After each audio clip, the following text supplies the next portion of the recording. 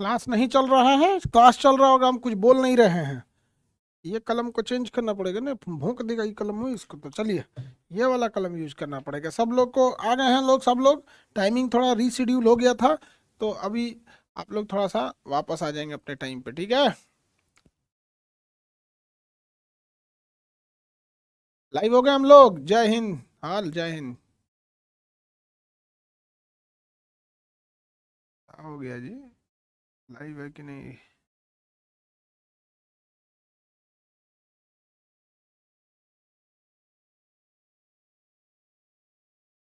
Sound नहीं आ रहा है। आवाज तो जा रही है बाबू, अब देखिए ध्यान से। लाइव है हम लोग। मोबाइल पे चेक कर लो। कोई दिक्कत नहीं ना? यस सर, रेडी है हम लोग, चलिए तो देखा जाए।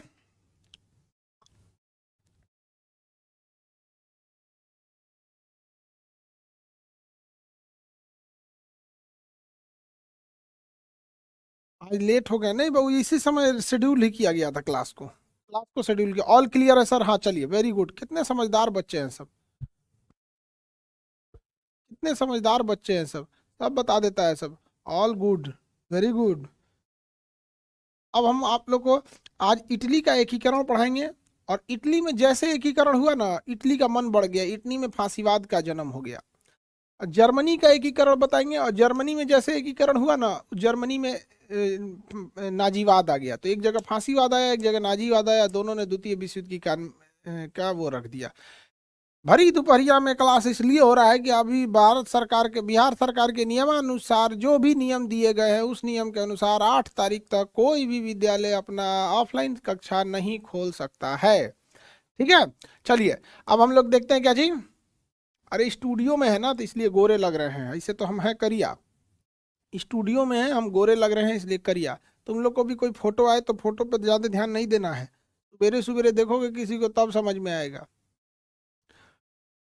इसके बाद ज्योग्राफी होगा, हाँ इसके बाद एकदम ज्योग्राफी होगा। सदरुल अंसारी सर, किसकी सरकार बन रही है? बाबू तुम अपनी सरकार बनाओ, देखो तुमको नौकरी हो जाए, वही तुम्हारे लिए बेस्ट है, समझे। अपनी सरकार मतलब आप अपने लिए देखो। गवर्नमेंट के आने जाने से आपके व्यक्तिगत जीवन पे बहुत ज्यादा प्रभाव पड़ने वाला नहीं है। ये सब चीजों से उतना नहीं। देखो हम लोग वोट डाल के आए, शांति से बैठ गए। दिख रहा है कि नहीं जी फोटोवा? हो रहा है? तो फोटोवा ऐसे दिखाएंगे तो मुँह रंग का हमारा सीईओ है। अपनी सरकार इन द सेंस, घरे में रहो तुम लोग, पढ़ाई लिखाई करके यहाँ पे आदमी वोट वोट डाला, वोट डाल के चल दिए यहाँ पे, बस अपना काम हो गया। आपका जब तक नौकरी नहीं होगा, आप सेटल नहीं होंगे, तब तक कोई दिक्कत, तो आपको कोई दूर करने वाला नहीं है। और लड़की लोग, आप लोग भी मन लगा के पढ़ाई करो और इतना कामयाब बनो कि बुढ़ापे में माँ बाप को कभी कोई दिक्कत ना आने दे। अब हम आगे बढ़ते हैं, हम लोग ज्योग्राफी में इसको देखते हैं, इटली का एकीकरण। इटली के एकीकरण को हम लोग ध्यान से समझते हैं। इटली के एकीकरण में क्या क्या चीजें थी। इटली आपको पता होगा, ये कहाँ है भैया इटली? इटली इसमें नक्शा होगा। अरे वेयर इज दिस मैप? हाँ, डेस्कटॉप में नहीं है। All map, map Europe. Where is Europe? This is Europe. ये ससुरे सब आज भी मार करने को रेडी हो जाए, सभी सब बहुत खतरनाक है सभी सब, लड़ाई झगड़ा के। तो ये देखो बाबू, ये है इटली। अभी जो आप इटली देख रहे हो ना, ये ससुरा टुकड़ों में बटा हुआ था। यह इटली 13 टुकड़ों में बटा हुआ था। अब इस टुकड़ों में देखिए, यहाँ पे अलग अलग जगह था। एक ये है सरडीनिया, यहाँ पर है आपका सिसिली, ऐसे करके कोई यहाँ, कोई यहाँ, कोई यहाँ, कोई रोम था, कोई फ्लोरेंस था, कोई यहाँ था, मिलान था, टोरेन था, गोयन था। ऐसे करके कई भागों में टूटा हुआ था इटली। इटली जो था ये टूटा हुआ था। तो इटली में ये जो जगह है सरडीनिया, इटली में जो जगह है सरडीनिया, सरडीनिया ने कहा कि हम क्यों ना एक हो जाए, हम क्यों ना एक हो जाए। अब बताइए, अमेरिका ने भी तो यही किया था। अमेरिका भी क्या हो गया था? एक हो गया था। तो सरडीनिया ने कहा कि क्यों ना हम सब एक हो जाए, हम सब क्या हो जाए? एक हो जाए, और ताकि हम लोग मजबूत हो सके। तो इस वजह से इटली के एकीकरण की शुरुआत किसने किया बाबू? सरडीनिया ने। इटली की एकीकरण की शुरुआत सरडिनिया ने किया था। इटली की एकीकरण की शुरुआत सरडिनिया ने किया था। ठीक है, अब आप आगे बढ़ते रहेंगे। सरडिनिया, लेकिन इटली का जो शोषण करता था वो था यहाँ जगह है ऑस्ट्रिया। ऑस्ट्रिया चाहता था कि इटली कमजोर रहे। ऑस्ट्रिया बहुत खचरा था। ऑस्ट्रिया चाहता था कि इटली भी कमजोर रहे और ऑस्ट्रिया चाहता था कि जर्मनी भी कमजोर रहे। जर्मनी भी कमजोर रहे। इधर से फ्रांस भी चाहता था कि जर्मनी भी कमजोर रहे और ऑस्ट्रिया इटली भी कमजोर रहे। तो बताओ, इटली के एकीकरण यानी यूनिफिकेशन ऑफ इटली में सबसे बड़ी बाधा कौन थी? ऑस्ट्रिया था। इटली के एकीकरण की सबसे बड़ी बाधा कौन था? ऑस्ट्रिया। इटली के एकीकरण की शुरुआत किसने किया? सरडिनिया ने किया। किसने किया? सरडिनिया ने किया। सरडिनिया ने इटली के एकीकरण की शुरुआत सरडिनिया ने किया था। याद रहेगा। अब इसमें हम लोग ध्यान से समझते हैं आगे। अब यहाँ पे ये है, आपको इटली के एकीकरण में एक नाम आता है Joseph Mazzini. Joseph Mazzini. Joseph Mazzini. Joseph Mazzini का एक बहुत प्यारा कथन है, समाज में यदि क्रांति लानी है, अगर आप चाहते हैं कि समाज में क्या है, क्रांति है, तो समाज में यदि आपको क्रांति लानी है तो शासन युवाओं को सौंप दो। ये किसने बोला था? जोसेफ मेजनी ने बोला था। ये बहुत बड़ी बात है कि समाज में यदि क्रांति लानी है तो शासन युवाओं को सौंप दो। जोसेफ मेजनी किस क्रांति से संबंधित है? इटली की क्रांति से संबंधित है। जोसेफ मेजनी का संबंध किस क्रांति से? इटली की क्रांति से। कोई दिक्कत? अब आगे देखते हैं। दूसरा नंबर है आपका, और कौन था इसमें जोसेफ मेजनी के बाद? यहाँ पर इसी में एक थे गैरीबाल्डी। गैरीबाल्डी को इटली के एकीकरण का तलवार कहा जाता था। गैरीबाल्डी ने लाल कुर्ती सेना का गठन किया था। Garibaldi, Garibaldi, Garibaldi. इसने ना, इसे इटली के एकीकरण का क्या कहा जाता है? तलवार। तलवार कहा जाता है। क्यों तलवार कहा जाता है? क्योंकि इसने सेना बनाया था, रेड आर्मी। रेड आर्मी, लाल कुर्ती सेना, red shirt army. Red shirt army, लाल कुर्ती सेना का गठन किया था। तो गैरीबाल्डी ने क्या गठन किया था? लाल कुर्ती सेना। ये क्वेश्चन पूछा हुआ है कि इटली के एकीकरण का तलवार किसे कहा जाता है? इटली के एकीकरण की तलवार गैरीबाल्डी को कहा जाता है। लाल कुर्ती सेना का गठन किसने किया था? तो गैरीबाल्डी ने किया था। लाल कुर्ती सेना का गठन गैरीबाल्डी ने किया था। और तीसरा नाम आता है count Cavour. Count Cavour. Count Cavour जो था, इसने इटली के एकीकरण को विश्व लेवल पे ले आया। इसने क्या किया? क्रीमिया युद्ध में भाग ले लिया। 1854 के समय चल रहा क्रीमिया युद्ध। कौन सा युद्ध? क्रीमिया युद्ध। क्रीमिया युद्ध में भाग ले लिया और इसी ने इटली के एकीकरण को पूर्ण किया था। इटली के एकीकरण को कंप्लीट किसने किया था? Count Cavour. तो इटली के एकीकरण में तीन राजाओं के, तीन नेताओं का नाम याद रखना है। जोसेफ मेजनी युवाओं को लाया था। काउंट गैरीबाल्डी ने एक सेना बनाया था, रेड आर्मी, जिस कारण इसका रेड शॉर्ट आर्मी, लाल कुर्ती सेना, जिस कारण इसे इटली के एकीकरण की तलवार कहा जाता था। और काउंट काउर, काउंट काउर ने 1854 के क्रीमिया के युद्ध में भाग लेके इटली के एकीकरण को विश्व लेवल पर ला दिया। इटली के एकीकरण को विश्व लेवल पर ला दिया और क्रीमिया युद्ध के बाद ही यह इटली का एकीकरण कंप्लीट हो गया। अतः इटली के एकीकरण को पूर्ण किया था काउंट काउर। इटली के एकीकरण का तलवार गैरीबाल्डी को और शासन युवाओं को सौंप दो, किसने बोला था? जोसेफ मेजनी ने बोला था। आप में कितने लोग बता सकते हैं कि 1854 के समय लड़ा गया क्रीमिया युद्ध में एक महिला भी भाग ली थी? बताइए, उस महिला का नाम कोई बता सकते हैं? क्रीमिया युद्ध के कारण वो महिला फेमस हो गई। उस महिला का नाम, उस महिला का नाम बोलिए, उस महिला का नाम। Florence Nightingale. Very good, Florence Nightingale. Virat Singh, Tejasvi Gautam, Tabassum Khan. Very good, Florence Nightingale. Payal. बहुत अच्छा बाबू, बहुत अच्छा, वेरी गुड। ऐसे मन लगा के आप जवाब दीजिए, जब आपका जवाब आता है तो हम लोग को भी बहुत खुशी होती है। फ्लोरेंस नाइटिंगेल का संबंध किससे था? क्रीमिया युद्ध से था। और फ्लोरेंस नाइटिंगेल इटली के मिलान कहाँ की रहने वाली थी, फ्लोरेंस शहर की थी, शहर का नाम है फ्लोरेंस शहर। तो इटली का एकीकरण कंप्लीट हो गया। आपसे अगर हम पूछेंगे कि इटली का एकीकरण में सबसे बड़ी बाधा कौन था, तो आप क्या बताएंगे, ऑस्ट्रिया बाधा था। और इटली के एकीकरण की शुरुआत किसने किया था, सर्डिनिया ने किया था। इटली के एकीकरण की शुरुआत सर्डिनिया ने किया था। इटली 13 भागों में टूटा हुआ था, इटली 13 भागों में टूटा हुआ था, और इसका एकीकरण कंप्लीट किया था इन 3 लोगों ने मिलकर। आप में से बता सकते हैं इटली का जब एकीकरण चालू हो गया तो इटली का जिस तरह से एकीकरण हुआ, आप में से कितने लोग बता सकते हैं कि भारत का एकीकरण किसने किया। पहले भारत भी कई टुकड़ों में बटा हुआ था, 552 से ज्यादा टुकड़ों में बटा हुआ था, किसने किया।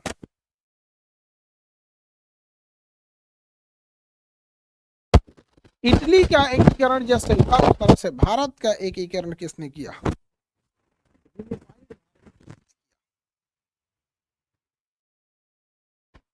सरदार वल्लभ भाई पटेल,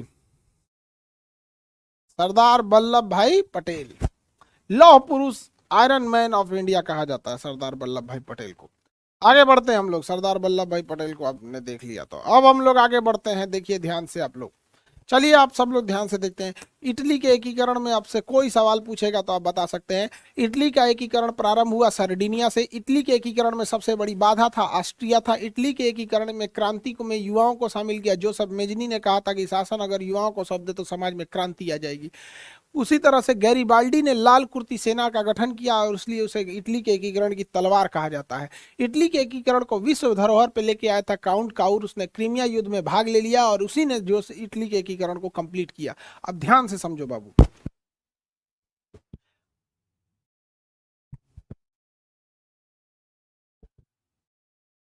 काउंट काउर। अब एक बात बताओ, सोमनाथ बबनी, लक्ष्मी सिस्टर, लक्ष्मी सिस्टर, अब इधर देखो बाबू ध्यान से, निभा कुमारी, यस सर। चलिए अब समझिए ध्यान से, दरोगा की वैकेंसी आएगी जुलाई अगस्त में, मेरी और ध्यान से समझो लोग। इटली का जब एकीकरण हो गया, इटली का जब एकीकरण हो गया तो इटली एक हो गया, लेकिन अब उस इटली का नेता कौन बनेगा। अब उस एक इटली का नेता कौन बनेगा। जैसे सरदार वल्लभ भाई पटेल ने भारत का एक कर दिया, भारत का नेता कौन बनेगा, तो चुनाव होगा। इसी तरह से इटली में जब चुनाव हुआ तो चुनाव कुछ समय बाद, इटली के एकीकरण के 100 साल बाद, इटली के एकीकरण के 100 साल बाद, इटली के एकीकरण के 100 साल बाद इटली में एक नेता आया, नाम था उसका डोमिटो मुसोलिनी। इटली का एक नेता आया, नाम था उसका डोमिटो मुसोलिनी। इटली के एकीकरण के 100 साल बाद आया डोमिटो मुसोलिनी, द्वितीय विश्व युद्ध करा दिया। जिसने क्या करा दिया, द्वितीय विश्व युद्ध करा दिया। तो अब 100 साल वाली बात दोबारा इटली को में पढ़ेंगे लोग, बीच में कुछ कुछ घटनाएं हैं, ठीक है। तो अब 100 साल बाद फिर इटली को पढ़ेंगे। तो इटली में 2 बार पढ़ना है, एक इटली का एकीकरण करना है और फिर 100 साल बाद इटली में फांसीवाद पढ़ना है। इटली में फांसीवाद का जन्म डोमिटो मुसोलिनी था।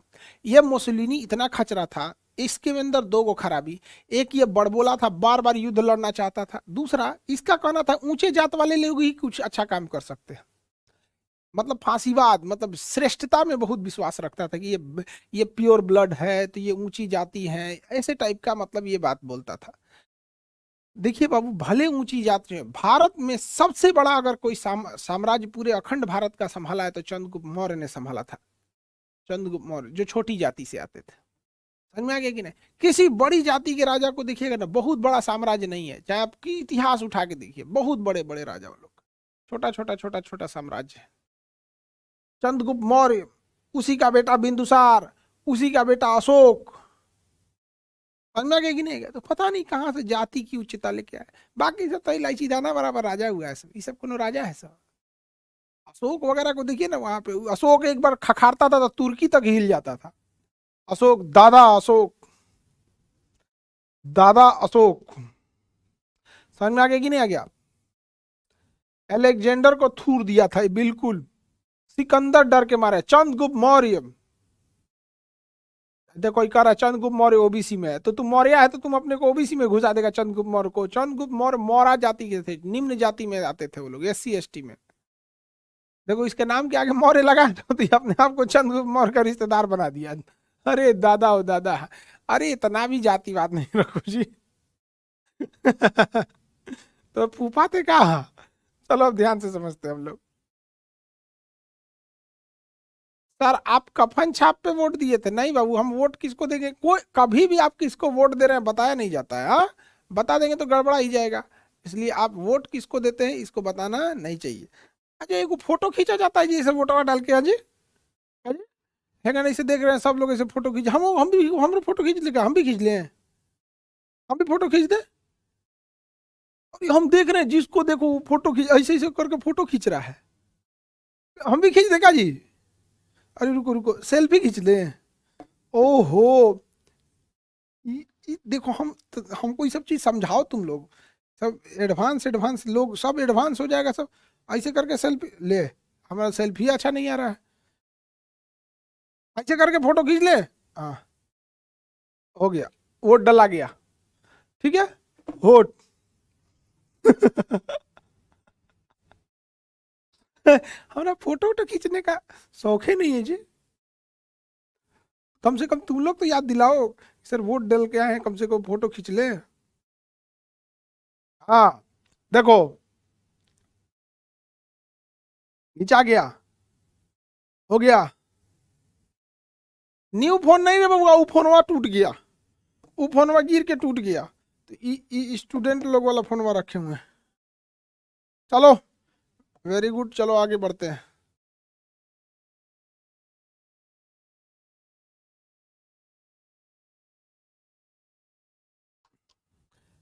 अब ये हो गया आपका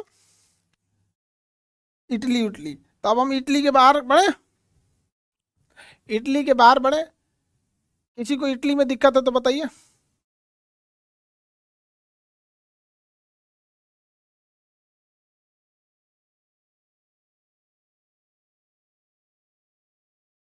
इटली के बाहर बढ़े।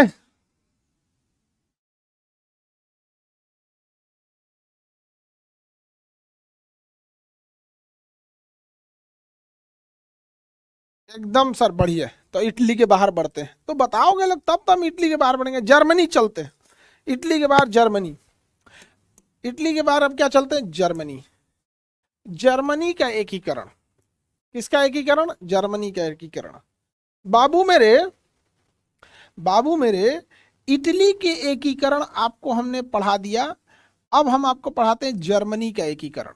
जर्मनी कई टुकड़ों में बटा हुआ था, 28 से 36 टुकड़ों में टूटा हुआ था जर्मनी। जर्मनी चाहता था एक होना। जर्मनी ने देखा कि कैसे फ्रांस टुकड़ों में बटा हुआ था, लेकिन नेपोलियन नाम का एक नेता आया और नेपोलियन नाम का राजा ने पूरे फ्रांस को एक कर दिया। अतः जर्मनी के एकीकरण ने किससे प्रेरणा लिया? तो नेपोलियन से प्रेरणा लिया। हालांकि जर्मनी के एकीकरण में सबसे बड़ी बाधा फ्रांस था। जर्मनी के एकीकरण में सबसे बड़ी बाधा फ्रांस था। तो ध्यान से देखो, जिससे प्रेरणा लिया वही बाधा थी, जिससे प्रेरणा लिया जर्मनी वही बाधा थी। जर्मनी के एकीकरण में सबसे बड़ी बाधा फ्रांस था, लेकिन जर्मनी के लोगों ने फ्रांस के राजा नेपोलियन बोनापार्ट से ही प्रेरणा लेके अपने एकीकरण का प्रयास किया। जैसे ही जर्मनी ने अपने एकीकरण का प्रयास किया तो कोई ना कोई शुरुआत करना चाहिए कि नहीं। तो जर्मनी के एकीकरण की शुरुआत होती है प्रसा से। किससे? प्रसा से। आप बताइए, इटली के एकीकरण की शुरुआत सर्डिनिया से हुई थी, उसी तरह जर्मनी के एकीकरण की शुरुआत प्रसा से होती है। प्रसा दुनिया का पहला राज्य था जिसने कहा था कि हमारे यहाँ रहने वाला हर एक व्यक्ति को फ्री में शिक्षा दिया जाएगा और अनिवार्य शिक्षा दिया जाएगा। तो दुनिया में शिक्षा अनिवार्य करने वाला पहला जगह कौन सा था? प्रसा था। तो प्रसा पहले टुकड़ा में बटा हुआ था, तो प्रसा एक देश था, बाद में इसमें मिल गया तो देश नहीं रहा, तो प्रसा था जर्मनी में। और प्रसा का जो वो था प्रधानमंत्री था, उसका नाम था बिस्मार्क। प्रसा का प्रधानमंत्री का नाम बिस्मार्क। क्या नाम था? बिस्मार्क था। बिस्मार्क जो था ये बहुत खतरनाक व्यक्ति था। बिस्मार्क को जाना जाता है गुप्त संधियों के द्वारा। वो किसी से संधि कर लेता था, बताता ही नहीं था। तो गुप्त संधि का जनक किसे कहा जाता है? बिस्मार्क को। बिस्मार्क को। आगे बढ़े।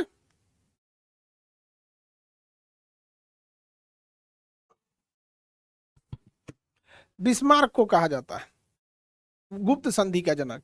जैसे ही, अब ध्यान से देखो, जैसे ही प्रसा ने कहा कि हमें पूरे जर्मनी को एक करना है, ऑस्ट्रिया ने युद्ध कर दिया।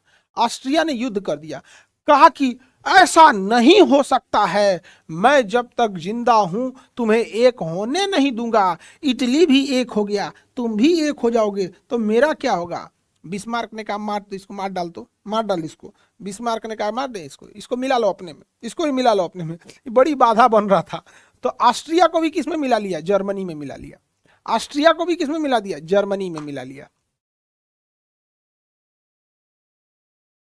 समझ में आ गया कि नहीं आ गया? ऑस्ट्रिया को मिला लिया जर्मनी में, ऑस्ट्रिया को मिला लिया जर्मनी में, ऑस्ट्रिया को किसमें मिला लिया? जर्मनी में मिला लिया। किसी को दिक्कत है तो बोलिए। ऑस्ट्रिया को मिला लिया किसमें? जर्मनी में। ऑस्ट्रिया भी मिल गया जर्मनी में। ऑस्ट्रिया बड़ी चिल्ला रहे थे ये होने नहीं देंगे, होने नहीं, मार के मिला लिए उसमें, कहा हमको क्या समझता है। और 1861 में फ्रैंकफर्ट की संधि के द्वारा, जर्मनी का एक बहुत बड़ा शहर है फ्रैंकफर्ट, ऑस्ट्रिया जर्मनी का एक बहुत बड़ा शहर है फ्रैंकफर्ट। और 1861 में फ्रैंकफर्ट की संधि के द्वारा, 1861 में एक संधि होती है फ्रैंकफर्ट, 1861 में एक संधि होती है, नाम होता है फ्रैंकफर्ट, फ्रैंकफर्ट, फ्रैंकफर्ट की संधि होती है। 1861 में एक संधि होती है फ्रैंकफर्ट की संधि। इसके द्वारा 1800 संधि में 100 संधि के द्वारा 1871 के संधि के द्वारा जर्मनी का एकीकरण कंप्लीट होता है, जर्मनी में संविधान बनता है। जर्मनी के संविधान को वीमर संविधान कहते हैं। क्या कहते हैं? वीमर संविधान। वीमर, वीमर संविधान। जर्मनी के संविधान को क्या कहते हैं? वीमर संविधान कहते हैं। आगे बढ़े। जर्मनी के संविधान को क्या कहा जाता है? वीमर संविधान कहा जाता है। हो गया? 1871 लिखे हैं जी, 61 नहीं। अरे यही है, यही वाला, इसी ये वाला 61 देखो, ये वाला 61 है कि 71 है? ये वाला 1871 है। हाँ वही है, सही है। हम कुछ गड़बड़ बोल दिए क्या? 1871 का फ्रैंकफर्ट की संधि के द्वारा जर्मनी का एकीकरण कंप्लीट हो गया, जर्मनी भी एक हो गया। जर्मनी के एकीकरण का सबसे बड़ा नायक कौन था? बिस्मार्क। गुप्त संधि का जनक किसे कहा जाता है? बिस्मार्क। गुप्त संधि का जनक बिस्मार्क।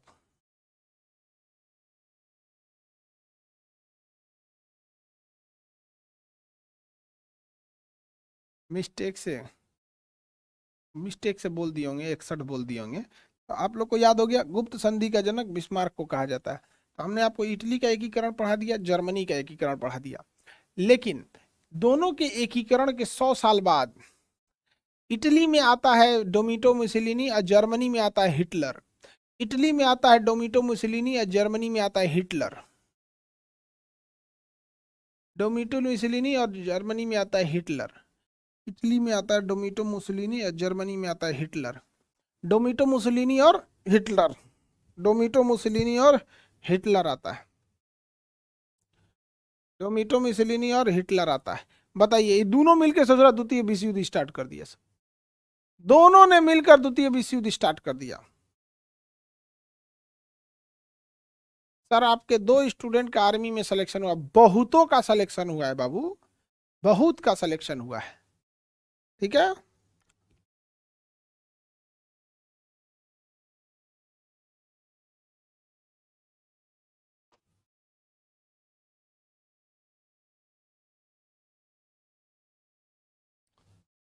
किसी को कोई दिक्कत है तो बोला जाए।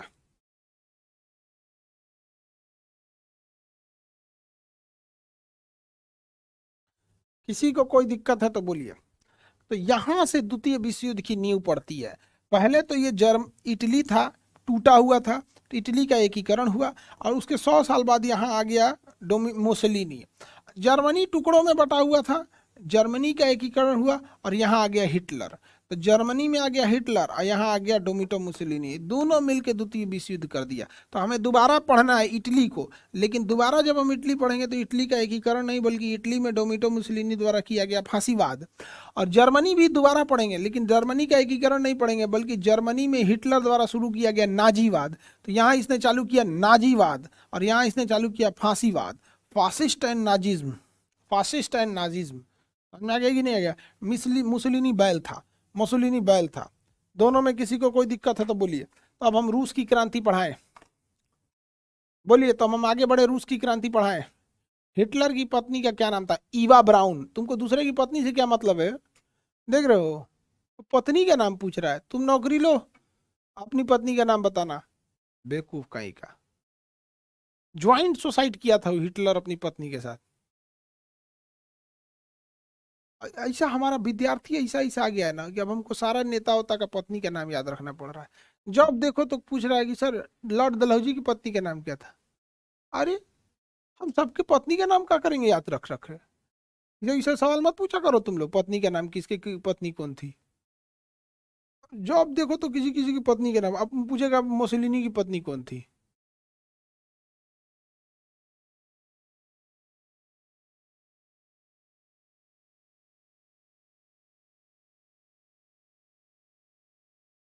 आगे बढ़ते हैं। लड़की सब नहीं पूछ रही, लड़का पूछ रहा है। रूस की क्रांति समझते हैं। किसकी क्रांति? रूस की क्रांति। रूस, रूस देखते हैं हम लोग, रशिया। रूस की क्रांति। अरे भैया ये रूस देख रहे हो कितना बड़का है, बहुत है बड़का है रूस। रूस की क्रांति। अब देखो बहू, रूस की जो क्रांति हुई, रूस की क्रांति को हम दो नाम से जानते हैं। रूस की क्रांति, रूस की क्रांति। अब इस क्रांति में तो पहली बात, इसको दूगो नाम से जाना जाता है। कौन कौन दूगो नाम? एक का नाम है वाल्सेविक क्रांति, वाल्सेविक क्रांति। रूस की क्रांति को वाल्सेविक क्रांति भी कहते हैं। इसे हम साम्यवादी भी क्रांति, साम्यवादी क्रांति भी कहते हैं, साम्यवादी क्रांति कहते हैं। रूस की क्रांति दो चरण में हुई थी। रूस की क्रांति कितने चरण में हुई थी? दो चरण में हुई थी। कौन कौन से दो चरण में हुई थी? तो एक 1905 में हुई थी जब राजा ने अत्याचार किया, और एक 1917 में हुई जब द्वितीय प्रथम विश्व युद्ध में रूस ने हार गया।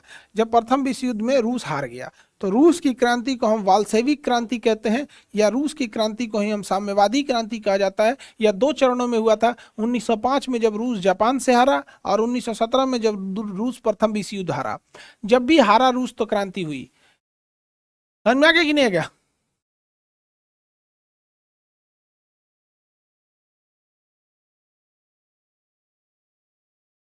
आगे बढ़े। वोल्शेविक क्रांति कहते हैं, या फिर साम्यवादी क्रांति कहा जाता है। सत्यम कुमार सर, क्लास आज खरीदे हैं, कैसे पढ़े? तो तुमको खरीदने भी ना का जरूरत है गधा को। ऑफलाइन वाला है, खरीद का है लिए लोग, उस पर फ्री दिखेगा। ऑफलाइन वालों को फ्री दिखेगा एक हफ्ते का क्लास, ऑनलाइन वाले को दिखेगा। ऑनलाइन वाले पहले से लिए हैं, बेवकूफ कहीं का, अभी ये खरीद लिया इसको। खैर कोई बहुत ज्यादा महंगा तो बिकता नहीं है।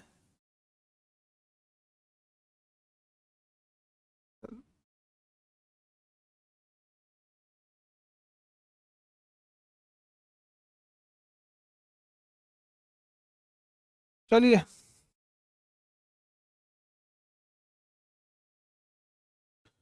नेहा बमनी, पढ़ाई करो पढ़ाई।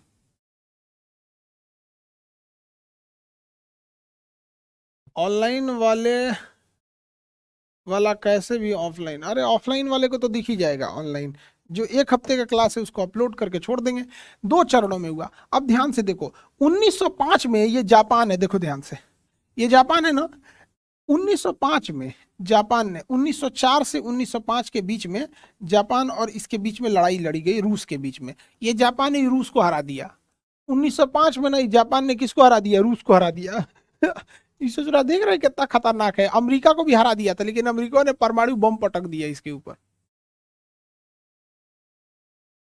सोचो, किसको हरा दिया ये? रूस को हरा दिया था ये। रूस हार गया। रूस क्या हो गया? हार गया। रूस को हरा दिया यहाँ पे 1905 में। इतना खतरनाक था ये। जापान ने हरा दिया रूस को। जब भी युद्ध हारिएगा तो महंगाई वगैरह बढ़ जाएगी, बेरोजगारी बढ़ जाएगी। तो रूस में बहुत ज्यादा महंगाई बढ़ गई। और यहाँ पर शासक था जार निकोलस।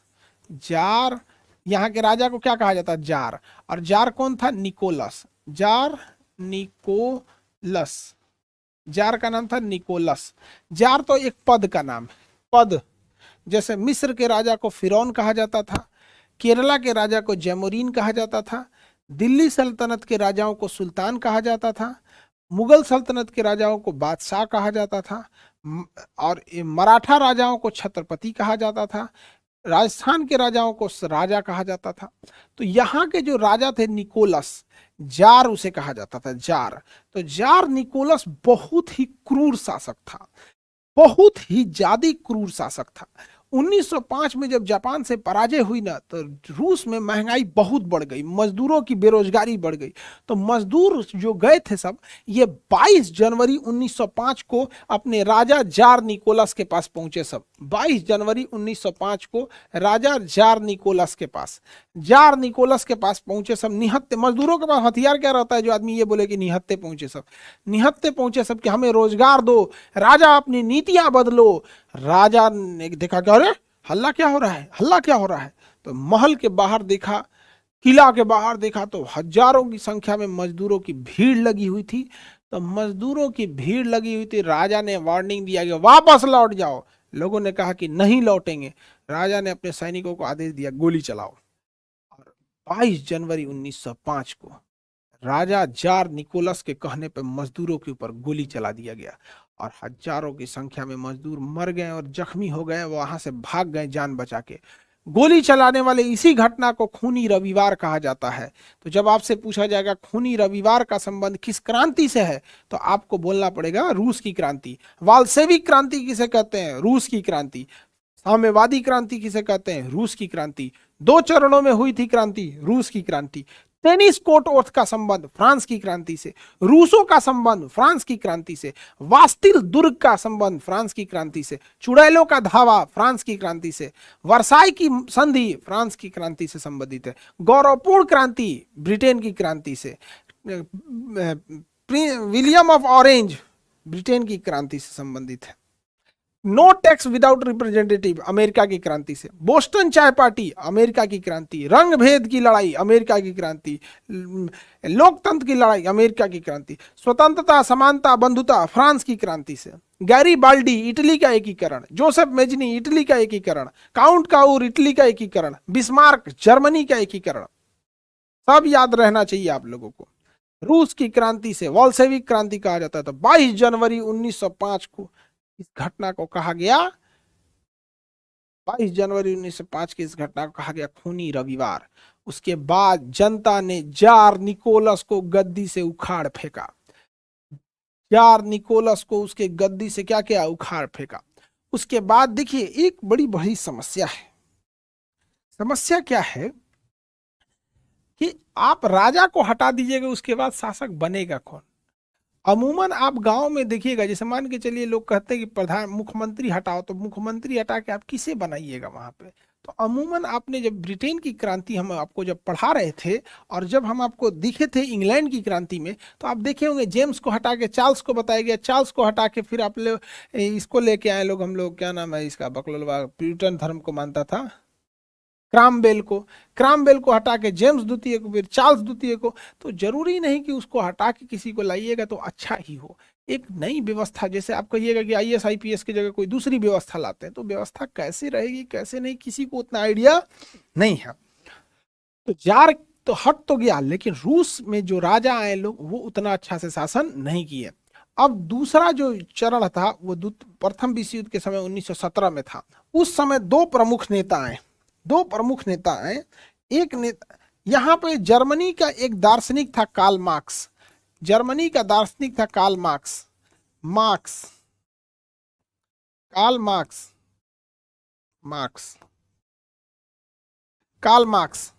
जर्मनी का शासक था, नाम था इसका कार्ल मार्क्स। जर्मनी का शासक का नाम था कार्ल मार्क्स। जर्मनी के इस शासक कार्ल मार्क्स ने से प्रेरित होके यहाँ 2 नेता आए। एक का नाम था लेनिन, लेनिन जो था इसने ट्रेको सेना का गठन किया, ट्रेको सेना का गठन किया। और एक और नेता था ट्राटस्की ने रेड शर्ट आर्मी, लाल कुर्ती सेना। देखिए दुनिया में बहुत ज्यादा लाल कुर्ती सेना का गठन किया जाएगा। भारत में आपको याद होगा खान अब्दुल गफ्फार खान, जिसे फ्रंटियर गांधी कहा जाता था, उन्होंने भी लाल कुर्ती सेना का गठन किया था। तो बताइए रूस की क्रांति का पहला जो चरण था 1905 में, जब वो जापान से हारा था 1905 में, और उस समय जो मजदूरों ने किया था उसे खूनी रविवार कहा गया था, खूनी रविवार। लेकिन जब उसके बाद जब दूसरा चरण आया तो उस समय दो नेताओं ने इसे लीड किया, एक का नाम था लेनिन और दूसरे का नाम था ट्राटस्की, लेनिन और ट्राटस्की। लेकिन इन सब में लेनिन आगे निकल गया, लेनिन आगे निकल गया और लेनिन ने ही यहाँ एक मजदूरों का संगठन बनाया जिसका नाम रखा गया सोवियत संघ। लेनिन ने ही क्या बनाया, सोवियत संघ का गठन किया था। और लेनिन को रूस का जनक कहा जाता है। रूस का जनक किसे कहा जाता है, लेनिन को कहा जाता है। सोवियत संघ यानी रूस का जनक किसे कहा जाता है, लेनिन को कहा जाता है। लेकिन आधुनिक रूस का जनक स्टालिन को कहा जाता है, स्टालिन, स्टालिन, स्टालिन को कहा जाता है। आधुनिक रूस का जनक स्टालिन को कहा जाता है और सोवियत संघ का जनक किसे कहा जाता है, लेनिन को कहा जाता है। किसे कहा जाएगा, लेनिन को कहेंगे, लेनिन को कहेंगे। अब हमें पढ़ना है प्रथम विश्व युद्ध। उससे पहले आपको रूस की क्रांति को एक बार ध्यान से देख लीजिए। रूस की क्रांति जो थी वह राजा जार निकोलस के विरुद्ध थी। यह दो चरणों में हुई थी। 1905 में जब रूस जापान से हारा तो मजदूर अपनी मांग को लेकर राजा के पास पहुंचे, लेकिन 22 जनवरी 1905 को राजा ने उनको गोली चलवा दिया, जिसे कहा गया खूनी रविवार। और जब 1917 में जब प्रथम विश्व युद्ध में रूस हारा तो उस समय मजदूरों की बात करने के लिए आया लेनिन। और कौन आया, ट्राटस्की। यह किससे प्रभावित थे, जर्मनी के दार्शनिक, जर्मनी के विद्वान व्यक्ति। खत्म हो गया, साउंड तो ठीक ही है, माइक ठीक करिए सर, माइक एकदम ठीक है, माइक एकदम सही है, माइक में कोई दिक्कत नहीं है। साउंड तो फिर हल्ला क्या कर रहा है, साउंड बबरिंग हो रहा है, साउंड साउंड नहीं आ रहा है। क्यों साउंड नहीं आएगा, साउंड तो सही आ रहा है, ये कैसे साउंड। सर हो गया सही, अभी ठीक है सर, एकदम सही है, अब सही हो गया एकदम। चलिए तो जज एकदम सही हो गया। लेनिन ने बनाया था ट्रैको सेना और ट्राटस्की ने बनाया था लाल कुर्ती सेना। लेनिन को ही सोवियत संघ का जनक कहा जाता है, जबकि रूस अर्थात सोवियत संघ का आधुनिक जनक किसे कहा जाता है, स्टालिन को कहा जाता है। बैल था स्टालिन, किसी काम का आदमी नहीं था, बहुत लोगों को कटवा दिया था स्टालिन, 2-4 लाख लोगों को कटवाया था स्टालिन। आगे बढ़े,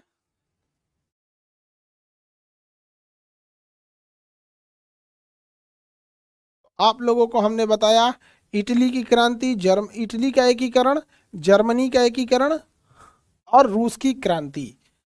इटली का एकीकरण याद रहेगा। बताइए इटली के एकीकरण के बाद क्या चालू हुआ, इटली में फांसीवाद, इटली में फांसीवाद। जर्मनी में देखेंगे तो जर्मनी में एकीकरण के बाद क्या हुआ, जर्मनी में नाजीवाद चालू हो गया। क्या चालू हो गया, नाजीवाद। तो इटली के एकीकरण के बाद चालू हुआ इटली में फांसीवाद। किसने चालू किया था, डोमिटो मोसोलिनी। और नाजीवाद किसने चालू किया था, एडोल्फ हिटलर, एडोल्फ हिटलर की नाजीवाद थिंकिंग ने और मुसोलिनी की फांसीवाद सोच ने द्वितीय विश्व युद्ध को जन्म दे दिया। अतः कल हम आपको पढ़ेंगे प्रथम विश्व युद्ध, और प्रथम विश्व युद्ध जब खत्म होगा तो फिर तुर्की पढ़ना है और नाजीवाद पढ़ना है और फांसीवाद पढ़ना है। नाजीवाद फांसीवाद मिलके द्वितीय विश्व युद्ध चालू करेंगे। और द्वितीय विश्व युद्ध के बाद आपको देखना है चीन की क्रांति और शीत युद्ध, कोल्ड वार। उसके बाद ये हिस्ट्री का क्लास खत्म हो जाएगा। 4 क्लास बस बचा है। कितना क्लास बचा हुआ है, 4 क्लास। एक क्लास में प्रथम विश्व युद्ध जाएगा, दूसरी क्लास में नाजीवाद और फांसीवाद जाएगा, तीसरे क्लास में द्वितीय विश्व युद्ध जाएगा और चौथी क्लास में शीत युद्ध और चीन की क्रांति चली जाएगी। Complete, only 4 class, only 4 class. तो हम कोशिश अब इस बीच ना आप ही रखेंगे।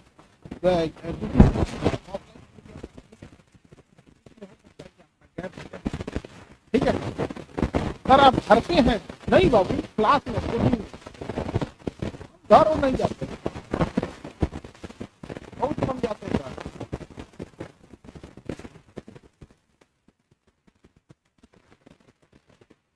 हिल गया था। ओ माय गॉड, हिल गया। चलिए आगे का क्लास कल करेंगे।